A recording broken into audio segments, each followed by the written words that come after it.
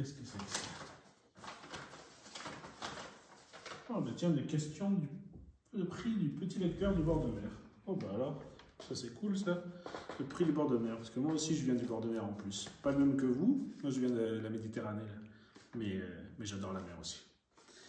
Alors, qu'est-ce que vous voulez savoir? Que lisiez-vous quand vous étiez enfant et adolescent et maintenant? Alors, enfant, c'était pas très compliqué. Je lisais beaucoup de bandes dessinées. Je lisais Astérix, Les Tuniques Bleues, Léonard, Yakari, Les Schtroumpfs. Tout ce qui me tombait sous la main, je le lisais. J'adorais ça. Ensuite, adolescent, c'est pas compliqué non plus. Je lisais aussi beaucoup de bandes dessinées.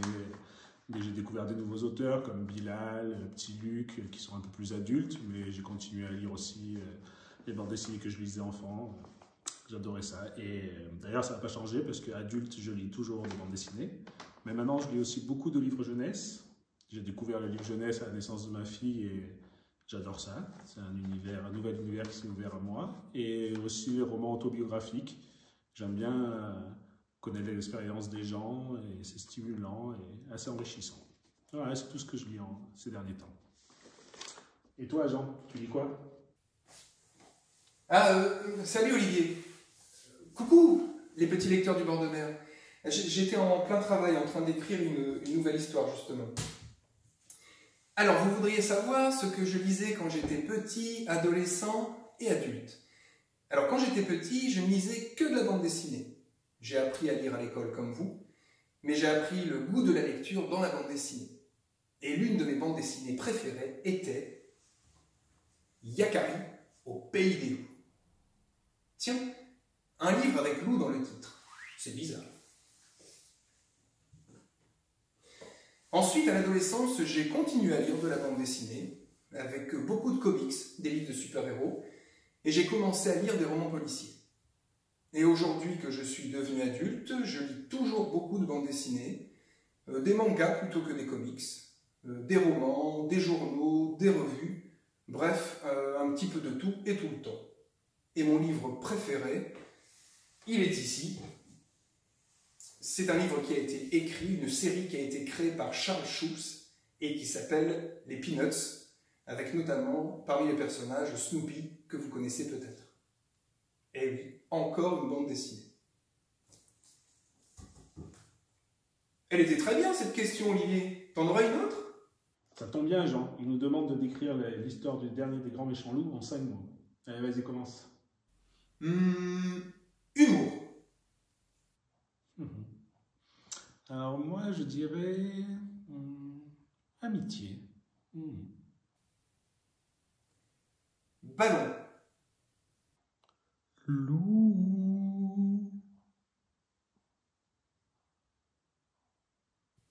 Et mon troisième mot, vampire. Ah, c'est pas juste de dire un mot de plus que moi. Ah non, alors là, franchement, je suis pas content. Je suis pas content. Oh, mais elle est toute chiffonnée, la feuille, maintenant. C'est ça le problème avec Olivier. Il est très gentil, mais il se met vite en colère. C'est parce qu'il habite près de la mer Méditerranée et il fait très chaud là-bas. Moi, j'habite près de la mer du Nord. L'eau est plus froide. Alors, on est plus calme. Alors, question suivante. Comment avez-vous commencé à écrire et à dessiner? Alors, moi, je réponds pour la question comment j'ai commencé à écrire. Alors, quand j'étais petit, à l'école primaire, c'est toujours ce que j'ai préféré faire, écrire. J'aimais bien répondre à des questions comme qu'avez-vous fait pendant vos vacances? Ou même mieux, inventer vos vacances. Voilà, c'est vraiment ça qui me plaisait. Et toi, Olivier, comment as-tu commencé à écrire et à dessiner? Ben moi, j'ai appris à écrire et à dessiner avec un crayon, comme tout le monde. Il boude toujours. Oh, le ronchon. Bon, je continue les questions alors.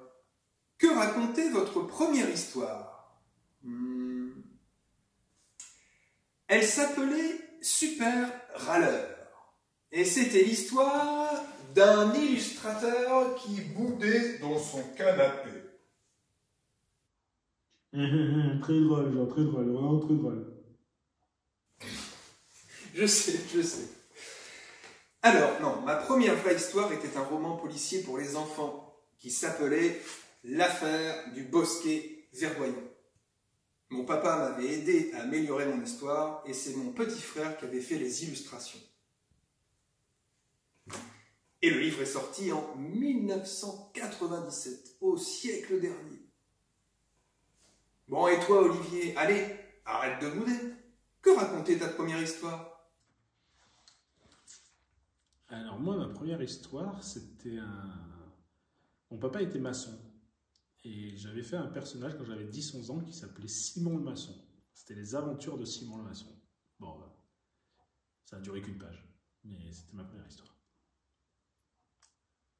Ah, mais j'aimerais bien connaître la suite des aventures de Simon le maçon, moi. Allez, Olivier, hop, hop, hop, au boulot.